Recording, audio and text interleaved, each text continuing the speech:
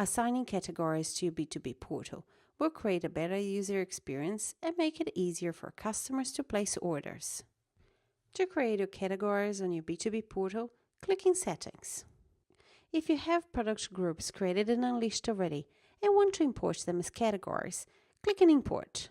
This will import all your products from Unleashed and it will be assigned to the products automatically. If you are importing your product groups from Unleashed, keep it in mind that any change in the B2B portal will not affect the previously existing product groups in Unleashed. It is important to mention that every time you click in Import, all existing categories will be deleted and replaced with the product groups from Unleashed, so use wisely. If you want to create your own categories, click in Create, enter the name, and click in Create Category.